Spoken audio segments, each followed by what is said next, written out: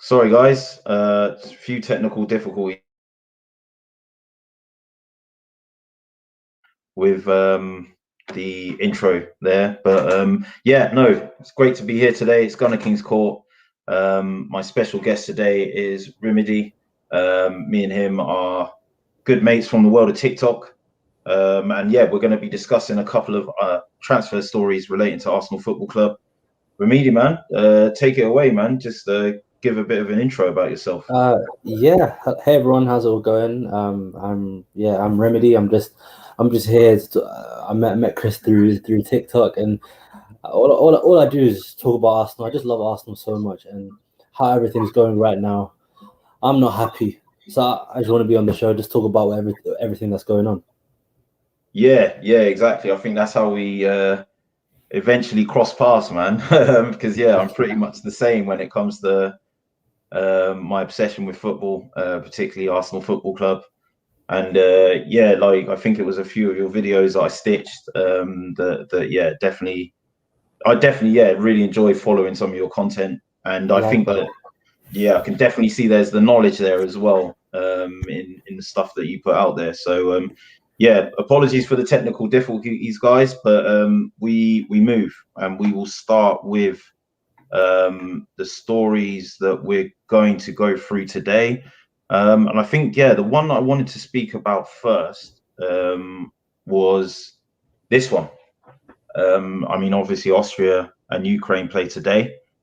Yeah, and I think Sabitzer has been a player that's been on Arsenal's radar for some time now, and he's got a year left on his contract and is available from Leipzig at this knockdown price. He's come out and said that he won't renew his contract. What would your thoughts be on a transfer of this nature? For sure.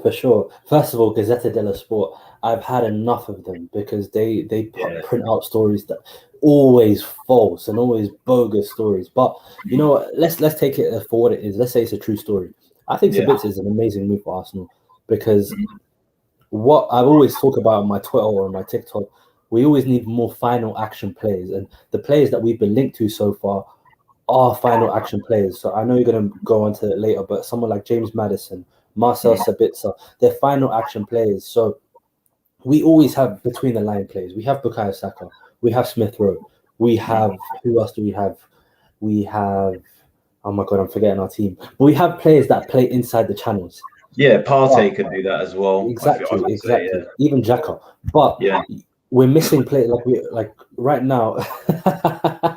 We only have two players that contribute to the final action, which is Pepe and Aubameyang. That is it. So, and for example, I hate speaking about United, but Man United, they have someone like Bruno.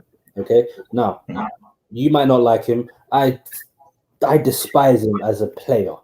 I despise him as a player, as a person, but I respect his craft. You know, he's a good player. You know, and exactly, he's a good player, but I despise him to watch. I think that because he would be missing for most of the game, and he'd pop up with a final action. And that is something that Arsenal need. We don't take enough shots. We don't create enough chances. So someone like Sabitzer joining the team would be really important for us. What do you think?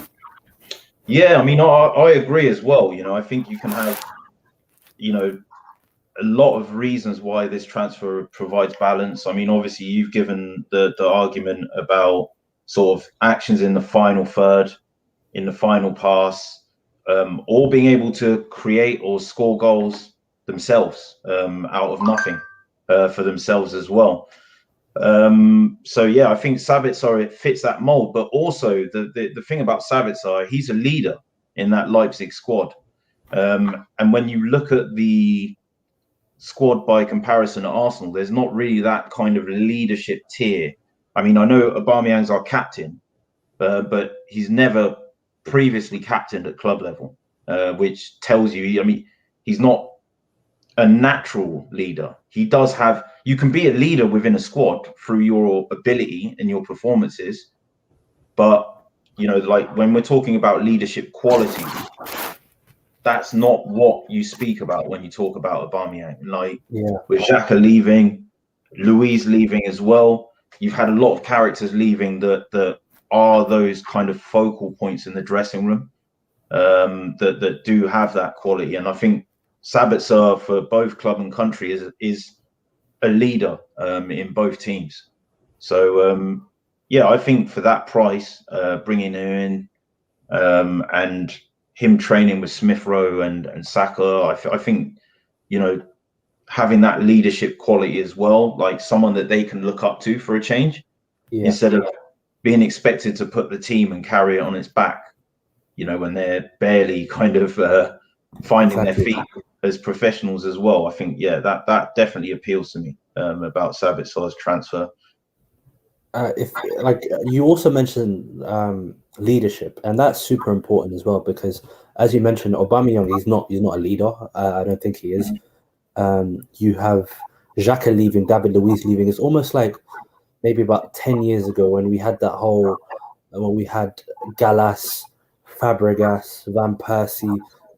Like we didn't really have a leadership. So do you remember that time? It was like Gallas was stripped of captaincy, went to Fabregas, then it went to Van Persie. Like it just kept moving around, and the leaders in the team kept leaving. So it's something that is super important. As Sabitzer, he provides that quality in abundance. Yeah, exactly. I think looking back to those days would be the days when I would say would be the last time when I've seen Arsenal have a proper captain. And yeah, I think we've been left wanting ever since in that department. So yeah, I think, look, it ticks all the boxes. You know, I think, you know, we haven't got a wealth of money to spend. So, you know, I mean, it's not a huge transfer for a player that would be worth more if they weren't in the last year of their contract. So yeah, even at 26, he's going to hold his value at the very least. 100%. And yeah, he brings that leadership and that quality to the table as well. In the final third, both from assists and a goal threat, because that's the other thing as well. Our midfielders didn't chip in enough with goals last season. So yeah, I mean, he brings that threat, you know, that ability to score goals as well, and alleviate some of that pressure from our strikers. For sure. Yeah, but you know, I think the other stories that I wanted to look at today were, well, I think we'll go to this one next. So it's looking like it's nearly done. So a lot more positive and advanced stages. The deal for Sambi Lokonga from Anderlecht, 21 years old, I believe. Their captain at the moment is believed to be very close with personal terms agreed. 15 million plus add-ons, and you know, Anderlecht, their financial situation, the impact of COVID means that they're very much keen to get this transfer over the line. I mean, obviously, it's not the Basuma that some fans might want, or the Neveses of the world that we've been looking at, or Locatelli at Italy due to his form at the Euros, but still quite a good player. I mean, how do you feel about this transfer? So initially, when we were linked with him, I'm going to be honest, I knew nothing about him. I never even heard of him before. But this is how I do my research of players. I look at their compilations, look at their stats for the season, and from what I've seen of him, because again, I can't claim to know everything about him, he's someone that is something that we need in our midfield, something athletic. And our problem is, over the past few years, we've lost loads of athleticism in our team. Like, correct. You think about Oxlade-Chamberlain leaving. You think about Abu Diaby always getting injured. You think about even going back 20 years, you have Patrick Vieira and Emmanuel Petit. Like, athleticism is what wins games in the Premier League. It means you can pin back defenses, and it means you can dominate the ball, because you're not going to get hurt on the counter attack because we're stronger and quicker than everyone. And especially in today's game, athleticism and fitness and power is something that's super important. And not to reduce him as a player, because from what I've seen of him, he can get through presses. His dribbling is really good as well. And I'm not trying to be a reductionist, because obviously he's a black player, plays some power. I'm not trying to say that, but from the qualities that I've seen of him, he's someone that we really need. Yeah, and I think what's interesting about him, because I mean, you know, my journey with him has been pretty much identical to yours. You know, where I knew little to nothing of him. I'm not saying, you know, you can sit on YouTube and get an overall sense of a player. You've got to see them in match situations, close up. You know, I think you've got the compilations obviously put together like their best moments.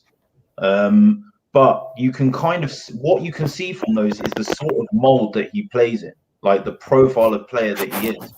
You know, that's what it gives you the impression of. And I definitely agree with you. Like, it's something I've harped on about, you know, athleticism, you know, pace, power, strength, also like, you know, things like tenacity and doggedness, like mental attributes that go with that. They're super important in the English game, where you are playing with high presses, or where other teams are pressing you at a high end of the pitch as well.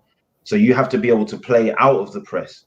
And he seems to have that all-round quality to be able to be good enough with his feet to be okay under pressure with passing or dribbling, which is quite good as well. Because I think with Xhaka, what we've lacked and what we should learn from the Xhaka situation is it's not enough to be able to rely on a player to break lines with passes, which he's not even doing anymore.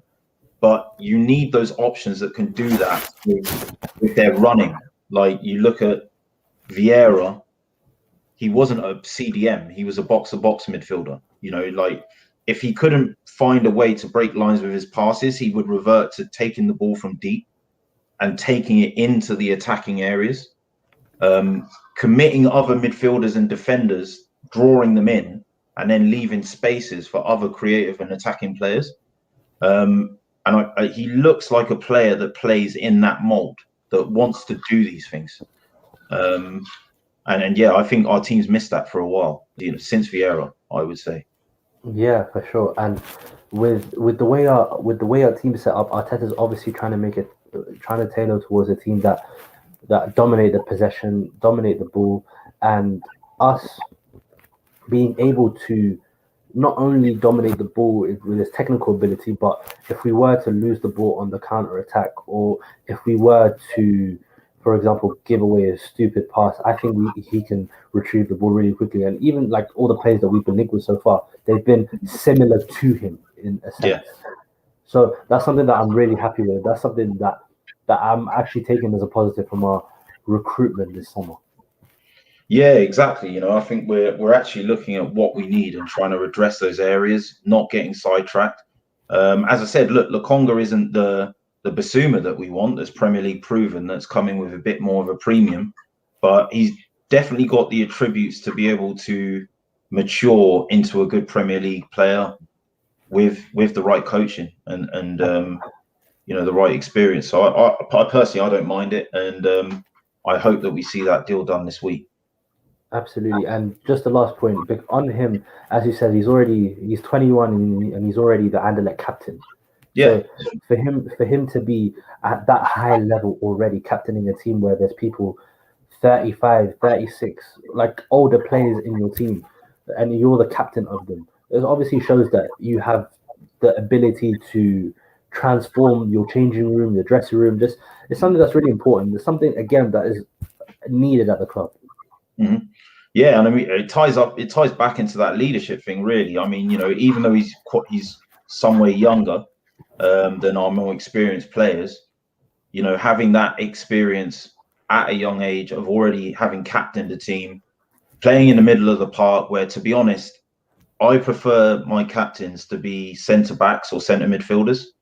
My argument is, if you're expecting someone to be communicating with other team members, telling them where they need to be and what they need to be doing, it's very difficult for a striker, especially one like Aubameyang, who doesn't play with his back to goal. You know, Aubameyang wants to be facing goal and making forward runs. So it's very difficult to expect him to turn around and marshal players, particularly ones further at the back, when he's completely on the other side of the pitch to them. I think these things matter. So, you know, a leader on the pitch in midfield, albeit at a young age, that can develop perhaps into a leader of the team in the middle of the park, which I think someone mentioned in the comment section, is definitely important, I think. Yeah. But yeah, I mean, moving on from Lokonga, I think the next transfer story that I wanted to look at was obviously Bellerin. And it's looking like Atletico could potentially be joining a list of suitors to take him back to Spain. Could be dependent on Trippier's situation and the outgoing of other players. But it's looking like there could be some interest in Bellerin in Atletico Madrid now, in addition to Villarreal, and I think Betis lodged an early interest as well. Yeah, I mean, I think I look. Listen, I really like this guy Bellerin. As a player, watching him grow up, I think his earlier Arsenal career was a joy to watch. But I think he's been some way off of his best since the injury. I would say, really, he's not quite been the same. Maybe lost that bit of pace that his sort of game relies on. Yeah, I mean, would you agree with that assessment, Remedi? Yeah, well, when it comes to Bear, I think even before his injury, I think he really like what drew me towards him from the get-go was his pace and his ability to recover from situations. And Yeah. when you have someone like Berin whose main skill or his main ability is his pace, and even from that first season, I think he was named in the PFA Team of the Year. Yeah. I think he really, really regressed afterwards, and he just became slower. I think maybe his diet changed or something like that. Like he lost a lot of explosivity, and then the ACL injury came, and he got even slower. And when it comes to that, when you get slower, I think your technical ability really needs to improve Yeah. because you don't have your pace to account for it. And there've been like I love Bayern as a person. Like he like all his values I share, his love for the club I share, but we have to call a spade a spade. And some of the times I'm finding myself screaming at the TV like put in a good cross or instead of going on the underlap, which is probably a managerial instructions, get on the overlap and try effect play like that. But if he's too slow to even get round on the outside, which means he has to come inside, then I think a break is something that's important. Yeah, exactly. I think there was times last season watching him, he just doesn't look the same. The same Bellerin, and I think yeah, he's spoken as well about elements of when he was on injury, where he struggled with a host of other things as well, and I think there were stories that he rocked up to Arteta and said last season that he wanted out, that Arteta convinced him to stay for another season.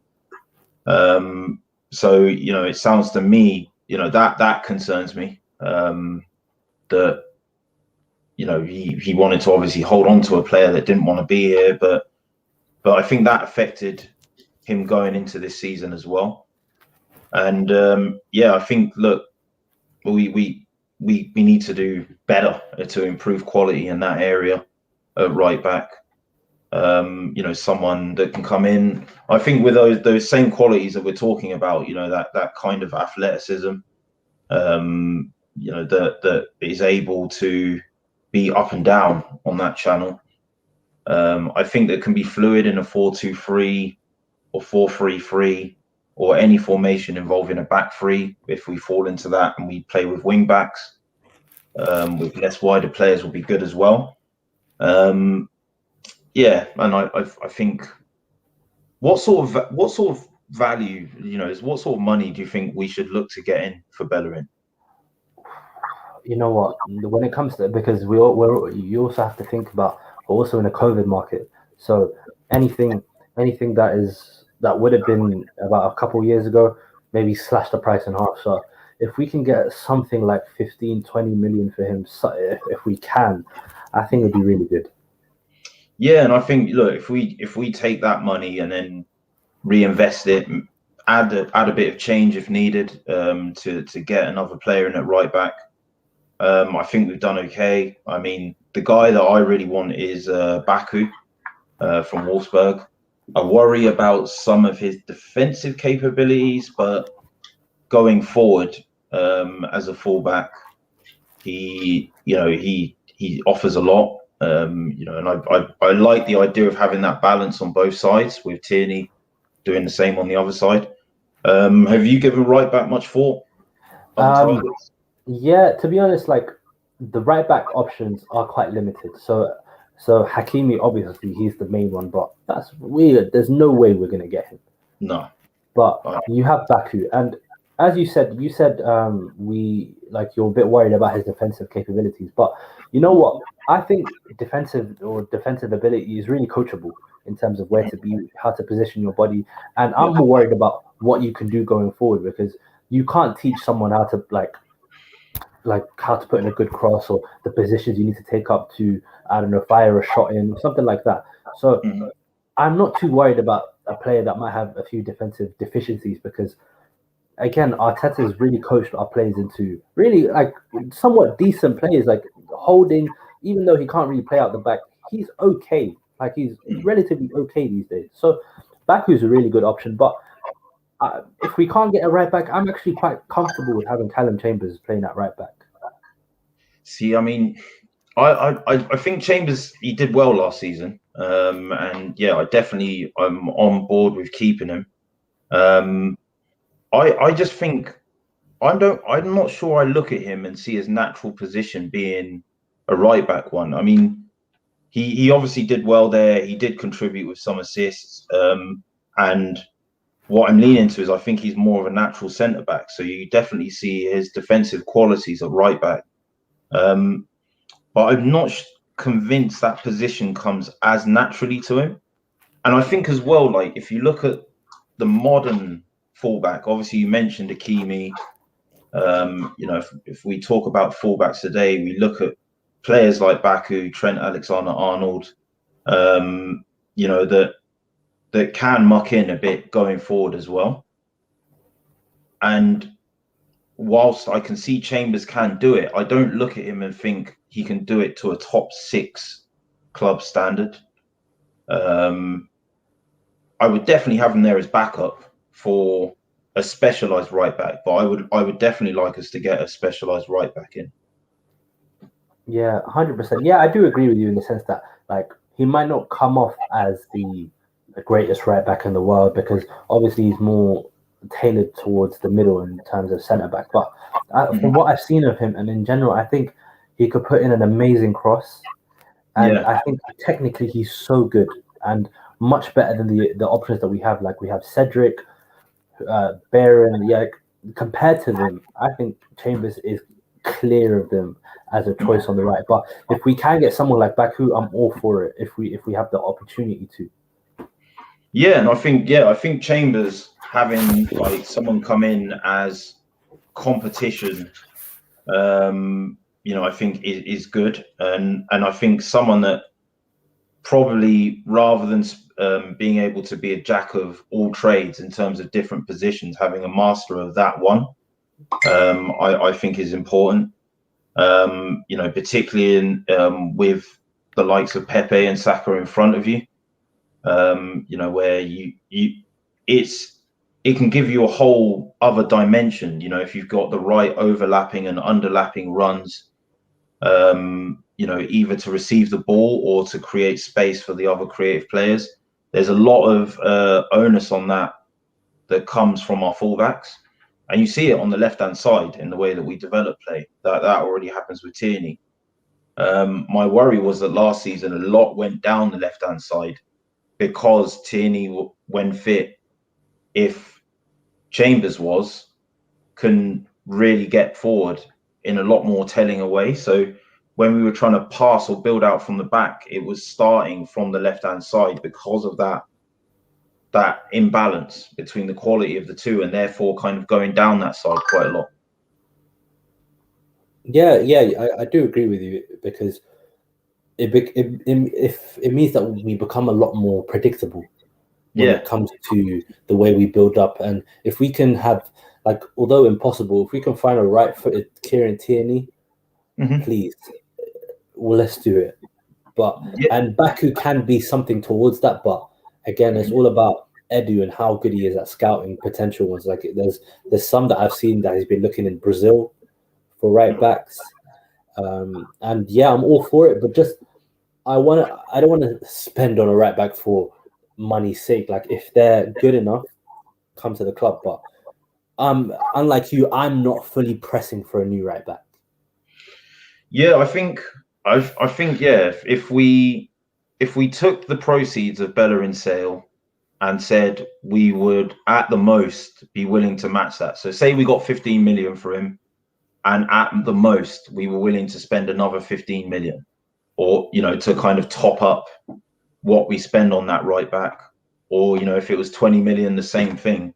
Finding someone in that range, which isn't Hakimi, we know he's going to go for more than that, but like the next Hakimi, like someone who can like step into that role and grow into it. I mean, Kieran Tierney, even though he's been injured this season, and hasn't featured as much as you would have liked him to, I think it's safe to say we paid 25 million for him. Yeah, I think it's safe to say if we were to sell him tomorrow, there would be an upside to it. Even with his first season not being, sort of in the first team for 30 odd games, people have seen enough of him, and they're seeing more at the Euros what he's about. So I think Baku's got that kind of potential to kind of come in under the radar, or to find someone like him that can do that, a bit younger, is on their way to being an established player, but just needs a little bit of tweaking, fine-tuning and polishing that we can then kind of put them through to kind of put them on that kind of playing field, with the Tierneys and the likes, the other good fullbacks in the world. It's exactly what Liverpool did with Robertson, and he's talked about as the best left back in the world now. Cost £7 million from Hull. They were in the Championship at the time that they bought him from Hull. So I mean, like, finding a right back in that kind of mold is what I envisage us, and what I hope we do, basically. Yeah, I do agree with you. And you also need to look at how much Tierney's improved under Arteta, because before he'd only play on the outside, but you see him going in on the inside. Do you remember that goal he scored against Benfica when it was really important? Like that came from him playing on the inside. So, and his ability to play out of a press, or his technical abilities really, really improved under Arteta. So if we can get a right back similar, or as you said, like from, I don't know, the Championship or relegated teams, or someone that wouldn't be an extortionate amount of money, again, I'm all for it. Yeah, exactly. I think it's good to see us looking at those kinds of options. And yeah, I mean, we'll see how those stories develop. But this story really excites me. So yeah, like a little side story. My partner, she's Nigerian basically, and her brother-in-law, her sister's husband, is German, and they live there. And he supports Frankfurt, which is where they live. So he put me onto this guy a while ago, and I've quietly been watching him when he's been sending me WhatsApp messages in the season, showing me what he's about in the Bundesliga. And I know a lot of people, I'd never use the Farmers League tag. I'm not for it. I think, yes, the Premier League is the best in quality, but it doesn't mean that there aren't quality players knocking around in the other major European leagues. Only Lewandowski scored more goals in the German league than Andre Silva. That includes Haaland at Dortmund, who's had a very good season. He won the Bundesliga Player of the Season, I believe. The Players' Player won. Haaland, if I'm not mistaken, which was a robbery as well. But I mean, Andre Silva, by all accounts, has had a very, very good season in the Bundesliga. And whilst I think strikers should be a bit lower down the pecking order, Aubameyang and Lacazette are no spring chickens, and Lacazette's only got a year on his contract left. Is he going to stay? Is he going to go? Not sure. yeah, that's certainly a player that I think could come into our team and do some serious damage to Premier League defenses. What are your thoughts, Remedy? Yeah. So I think there's been reports coming out today from I think Duncan Castles. He's mentioned that Lacazette could be nearing a move to Monaco. Right. So that obviously leaves a striker position available. Now, Mhm. I'm all for getting profiles over the ability because the profiles suit the team a lot more. Now, if you look at someone like Andre Silva, he has the correct and the perfect profile to come to Arsenal and to affect how we play because he's someone that likes to hold the ball up, run into the channels, win balls in the air, which is something that we desperately lack. And I'm not sure about his playmaking ability and how he's able to link up play in that sense, but a player that's good in the air, strong, someone that can be a real nuisance to Premier League defenders, I think I'm all for it. And again, I'm me personally, although I really appreciate what Aubameyang's done for Arsenal, I'm not the biggest fan of him in terms of what he does apart from scoring goals. Because if he doesn't score, I don't know what he's doing in the game. He's not really affecting play. He's not hassling the defenders down. But someone like Andre Silva, I've seen him press. He's got lungs for days. I think, yeah, I'm all for it. What about you? Yeah. I mean, he's definitely got that physical side to his game. And yeah, like to fill in the gaps about his hold up and his link up play is very good. He's often playing up front on his own, with Frankfurt, with the likes of Kostic, Kramaric, Rebic went on loan to AC Milan this season. And But isn't Luke Jovic there as well from Real Madrid? Jovic went back, yeah, from Real Madrid on loan. But yeah, I mean, obviously he played. He would be playing with him, maybe in bits as well, towards the end of the season. And I think he's a very, very lethal finisher. But as you said as well, it's not just that he can finish. I think Lacazette and Aubameyang. What's going on, Lambs? By the way.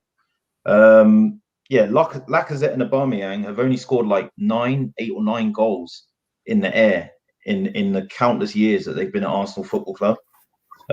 He gives you much more of an aerial threat, Andre Silva. Used to receiving the ball in the air, from the likes of Kostic, and other players that they've got. They've got De Silva at right back as well, who likes to cross the ball in from deeper areas. So yeah, I mean, he looks good. The one thing I worry about, right, with Frankfurt strikers, they're a bit cursed because obviously they had Sebastian Haller, who went to West Ham, and he was playing with Jovic. Obviously, they were literally ripping up the German league. They got to the Europa League semi-finals, if I'm not mistaken. Yeah. In that year, yeah, I think it was us that knocked them out. Yeah, no, it was Chelsea. Chelsea, that was it. Yeah. And then I think they're a good side, in terms of like the squad. They missed out on the Champions League, I think, on the last day of the season. They've got the manager from Wolfsburg now, I think from what I've seen of Andre Silva, he's looked very good.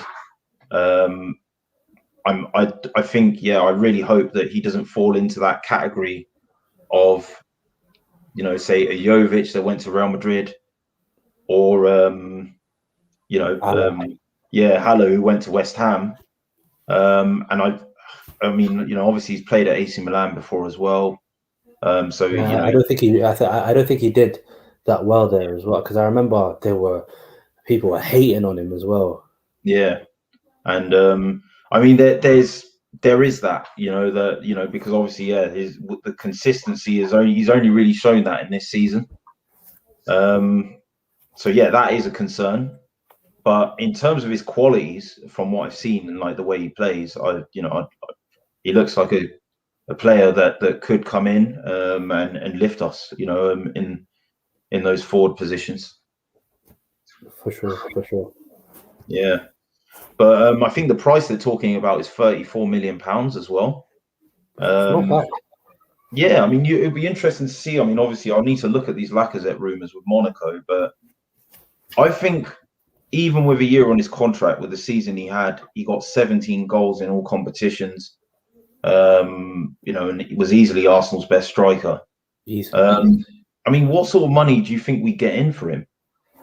Something small, maybe if we're lucky, between 10 and 15 million. I don't expect us to get loads for him because again, he's 30 now, 1 year left on his deal. A really big thing about transfer speculation is that if a player has a lot of quote unquote hype around him, obviously he's going to be worth more as well. And because we've had a terrible season in these past 2 years and he hasn't been performing to the top level that we should expect of him, I don't think I would expect the world from in terms of price. So again, between 10 and 15 million, but that is a great recoup for him. Yeah, I mean, I would probably push a bit more towards the 20, but for all the reasons that you outlined, I think he's got good pedigree. He's got good experience at club level with Lyon as well as Arsenal. He's featured, in the Champions League, as well as the Europa League. Has got Premier League experience as well, which we all know is tough. But yeah, I mean, if we were to look at a situation whereby we get 20 million for him and are able to get Andre Silva at a net spend of 14 million, easy, I'll take that. Yeah, I mean, how old is Silva? Do you know? He's 20. I think he's 25, 26. Let me just check right now. 25. Yeah, I think he's. Yeah, I'm sure he's 25. He's turning 26 in November. Yeah, there you go. So his best years ahead of him. Exactly. My only reservations would be, can he acclimatise to the Premier League? But based on sorry to interrupt. If we look at someone like Timo Werner, who's again had a really good reputation in Germany, came to the Premier League, didn't start off really well. Confidence really low as well. So again, when it comes to Bundesliga strikers, either hit and miss. You either get an Aubameyang or you get a Timo Werner. Yeah, and I think that's the danger in it. I think and I worry that it has only been this season that he's been flying, but yeah, I can definitely see the qualities there of a good footballer.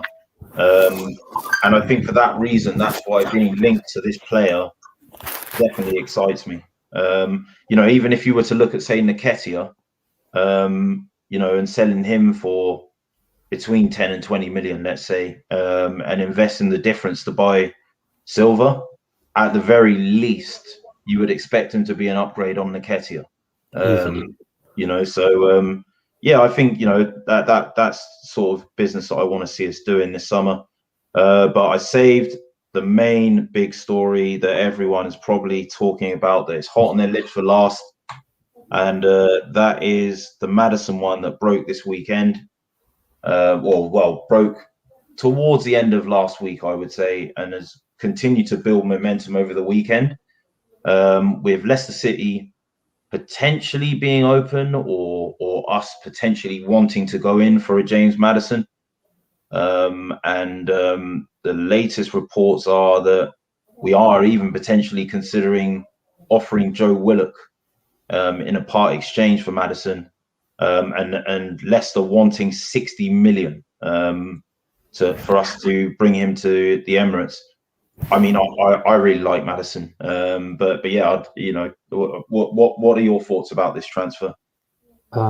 Yeah, Maddison. When it comes to Maddison, I'm all for it because, like I mentioned, when it came to right at the start of the show, we need more final action players, and someone like Sabitzer, someone like Maddison, someone that can really affect the play by getting goals, by getting assists. Like, although I was reading a stat that I think Maddison had not many open play assists. But even still, getting like really good ball striking, set pieces, something that we really need at the club because we don't really have the best set pieces. Like, how many times have I seen Willian hit the first man from a corner? And it's just the idea of like a big signing really galvanizing us, and he's Premier League proven as well. So if we can get him for 50, 60 million, fantastic. But if Joe Willock is involved, I will no parts, because when it comes to Joe Willock, you see a player who's guaranteed to get 10 goals a season. He got 8 at Newcastle or 7 at Newcastle in half a season. And goal scoring is the hardest thing in football. And being able to pick up those positions, coming late into the box, arriving late into the box, finishing those chances, I think you can't replace it in a million years. So if I was Arteta, I'd try to renew Joe Willock's contract and send him on loan to a team like Brighton that like to play with the ball, because when it comes to Newcastle, they sit back, and we already knew how good Joe Willock was at scoring and finishing.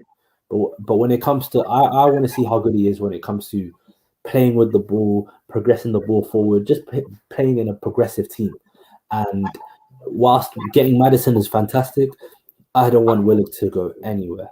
Yeah, and I'm 100% with you on that, and I'm fine. I'm glad that I finally managed to get someone on this show, because a bit of a side story, Remedy, is that most of the group from the Armoury TV that I'm part of, you'll get to meet them and see them on other shows.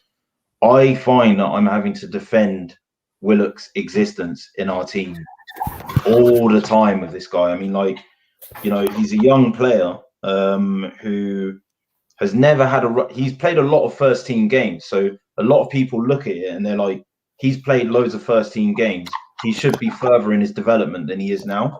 But if you look at the games, it's like 1, 2, 3 games here. You know, there's never a run of 4, 5, 6, 7 games in the team. And look, he's a young player. You're supposed to be making mistakes when you're young. You know, he's come through our academy. And what I really liked is he went to Newcastle and he shut a lot of people up. You know, it's not just that he got those 8 goals, it's the teams he got them against. And it's the clutch moments, you know, as they say, that he got them in. You know, that I think for me is a very important quality. As you said, you can't coach that stuff. And yeah, just to like look at Lambs, by the way, as a Chelsea fan, and what she said about Werner, right? Werner, like, to give this story, like the example and idea, yeah, like Werner is very good at getting in the right positions, and that is something you can't coach. He's just not clinical enough when he's in those positions. Again, you know, these 2 traits are things that are very difficult to coach. You know, someone's composure and their ability to finish in front of goal, but to get in those positions, that off the ball movement, knowing, like, sniffing where the danger is before it's there and putting yourself in that position. These are all things that you can coach, but for me, I think only to a certain extent. The best players that do those things are the best players at doing those things because it comes to them naturally. If you look at Müller, right, for Germany and Bayern Munich, you know, he created the role, the Reutermeuter, the space investigator that he's so good at, where he is just literally just kind of putting himself in positions where he knows eventually the ball's going to come, and it's going to give him an opportunity to create damage, either by scoring or freeing up space for another striker to run into by running in one direction and committing defenders or whatever it is. You know, like Willock has that. So you know, I think you can see that is only going to develop as he gets like older. So yeah, I definitely agree. You know, I think I'd want to bring Maddison. I think he brings a threat going forward, for an assist. And I think as well, yeah, like as I mentioned before, I think Saka and Smith Rowe and Martinelli, they need a player to look up to. You know, like if you look at Sir Alex Ferguson and how he adapted all of his great teams, just when someone was retiring or falling off, you know, he would have a young player kind of coming in and kind of shadowing that guy in training, going through them, and then that guy emerging. You know, you look at Ronaldinho passing the mantle down to Messi. You know, it's these kinds of things that we need to bring into our team. And I think with Maddison, training with Smith Rowe, Martinelli, and Saka. You watch in a season of training with him how much better they would get as well. I mean, what do you think about that? I mean, would you agree with much of that? Yeah, I totally agree with everything that you said, because when it comes to Maddison, you look at him in his interviews and his like after the game, and you look at how much personality he has, and he's not like one of these robots coming in after a game. And I think it's really infectious. Like, I'm watching it and I'm really enjoying myself watching him speak about football and how passionate he is about it. So if you look at our team, we have Saka, Smith Rowe, Martinelli. I think just taking a bit of that personality and expressing yourself on the pitch a lot more, again, is something that we really need at the club.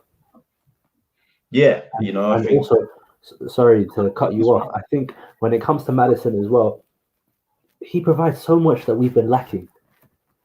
And when it comes, and rival fans might say, why would Maddison downgrade to Arsenal? Why would Maddison even think about going to Arsenal? In what world is Leicester bigger than Arsenal? I don't know. That's it. Moving to Arsenal 9 times out of 10, we might not be on the Bayern Munich, Man United, Barcelona, that level, but we're definitely in that second tier. And 9 times out of 10, if you're moving to Arsenal, it's a really big step up. Like, we might not be good at the moment, but it's a really big step up. So Maddison should be all over that move if that move is possible. Yeah, and I think this is the thing. I always get into it with fans, that give that downgrade talk, that don't really know football. I mean, just to give you some idea, Leicester have won 5 trophies, 6, I think, 5 or 6 in their entire history.